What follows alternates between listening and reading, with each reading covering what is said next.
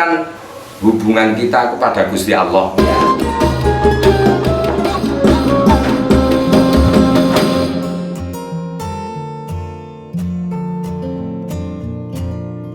Assalamualaikum warahmatullahi wabarakatuh. Waalaikumsalam warahmatullahi wabarakatuh. Ya, kita ketemu lagi di acara Kuplu, Kulik Pengetahuan Lewat Ummul Kitab. Masih bersama saya Danu Sambintang dan tentu saja dengan Gus kebanggaan umat di seluruh jagat raya, Gus Gede Kholil Mustamid Asroni. Ya. Pun gede mas. Enggak ya. Dan kalah gede jenengan. Sehat toh Gus, ini udah lama banget kita nggak ketemu. Alhamdulillah. Sudah nggak ganteng mas.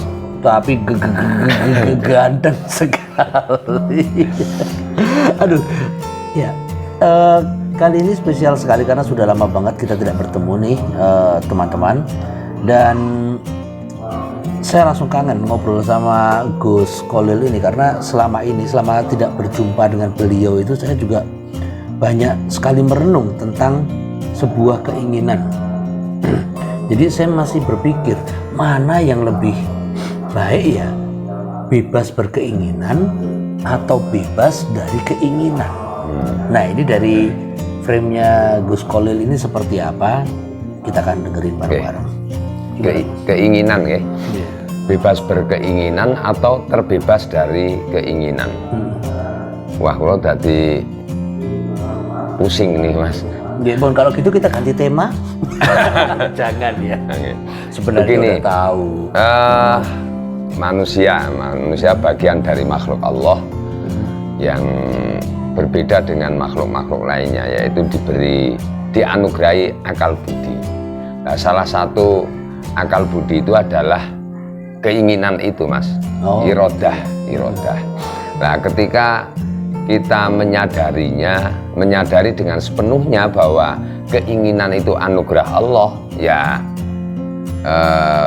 terlepas dari bebas atau bebas berkeinginan atau terbebas dari keinginan. Kalau bebas berkeinginan tidak baik karena akan terus punya konsekuensi lagi.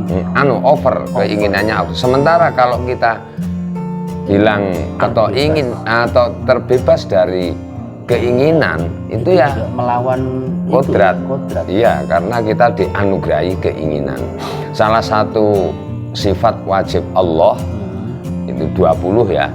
Itu salah satunya adalah irodah. Irodah itu kehendak atau keinginan. Jadi yang maha berkehendak Allah itu. Nah, kita oleh Allah dianugerahi sedikit sekali irodah atau kehendak dari Allah itu. Jadi agar keinginan kita atau kehendak kita ini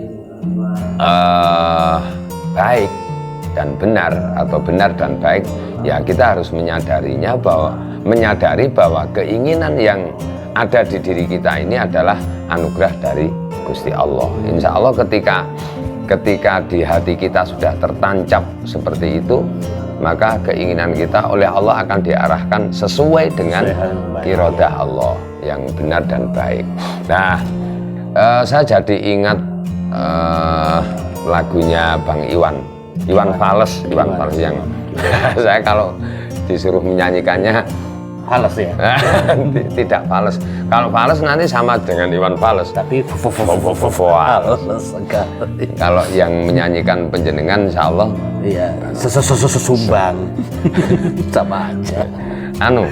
Keinginan adalah sumber penderitaan. Gitu. Nah, ini jadi derita atau jadi penderitaan atau jadi kebahagiaan ya tergantung sudut pandangnya dari mana. Kalau kita melihat keinginan itu atau menyadari keinginan itu bukan anugerah dari Allah, ya mesti akan membebani kita dan akan menjadi sumber penderitaan bagi kita, karena keinginan kita ini menyalahi kodrat Allah. Artinya bahwa keinginan yang ada di diri kita ini adalah bagian kecil sekali dari atau termasuk atau di dalam kekuasaan atau kudroh dari iradah atau kehendak Allah. Kadang kan keinginan itu juga tidak tergantung dari apa yang kita butuhkan. Betul. Jadi mau pengen tok, tapi ternyata keinginan itu justru membelenggu kita. Misalnya nih, kita sebenarnya nggak butuh mobil, tapi terus kita beli mobil. Setelah beli mobil, ternyata kok merasa nggak aman, kudanan, kepanasan, terus kemudian harus bikin garasi. Setelah bikin garasi, ternyata kok dicolong maling sih ya, terus dikunci gitu ya. Nah, keinginan-keinginan yang seperti itu bersifat duniawi atau sementara. Ya. Orang-orang yang keinginannya mengarah ke hal-hal seperti yang disampaikan Mas Danu tadi, bisa dipastikan bahwa dia belum menyadari sepenuhnya bahwa kehendak atau keinginan yang ada di dalam dirinya adalah anugerah dari Allah. Ketika seseorang sudah menyadari bahwa kehendak atau keinginannya itu anugerah dari Allah, maka dia akan mempertimbangkan ini bermanfaat atau tidak, ini dibutuhkan atau tidak. Di awal akan seperti itu ya. ya. Jadi yang akan menuntun keinginannya adalah hatinya. Nah, hati ini kan menolak kesalahan dan keburukan. Hati ini kan tempat kebenaran dan kebaikan. Maka kehendak atau keinginannya akan mengarah kepada kebenaran dan kebaikan sesuai hati nuraninya gitu. Jadi kita tidak bisa mengatakan kita terbebas dari keinginan atau yang bebas berkeinginan. Kita nggak bisa bebas berkeinginan, jadinya sakar PDW ngeladarah nggak karu-karuan. Atau kalau terbebas dari keinginan, nanti kita jadi nglokro. Lah, mestinya seperti apa? Keinginan kita adalah terkontrol. Keinginan kita adalah menuju ridho Allah. Ketika keinginan kita sudah seperti itu, maka apapun keinginan kita, apapun yang muncul dari keinginan yang dianugerahkan oleh Allah itu mesti menuju ke ridho Allah. Contoh, ingin beribadah, ingin bekerja. Kenapa saya ingin beribadah? Karena memang saya dititahkan oleh Allah untuk beribadah. Kenapa saya harus bekerja? Karena bekerja bagi saya adalah kewajiban. Saya oleh Allah dianugerahi istri, dianugerahi anak, dan seterusnya. Maka yang muncul dari orang-orang yang sepenuhnya sudah menyadari bahwa keinginan itu adalah anugerah dari Allah, dia akan berpikir seperti itu. Melakukan sesuatu sesuai dengan kebutuhan. Nah, maka di sini Mas, setiap bahasa itu kan punya karakter sendiri-sendiri yang khas. Kalau di bahasa Arab kan irodah itu kehendak. Tetapi juga ketika diterjemahkan ke bahasa Indonesia ada yang mengatakannya dengan kehendak, ada yang mengatakannya dengan keinginan. Sementara di bahasa Indonesia sendiri ada keinginan, ada kebutuhan. Jadi apakah yang kita inginkan itu sesuai dengan kebutuhan atau tidak, itu masalahnya di situ. Ketika seseorang belum atau tidak menyadari bahwa itu anugerah dari Allah, maka keinginannya akan tidak sesuai dengan kebutuhan.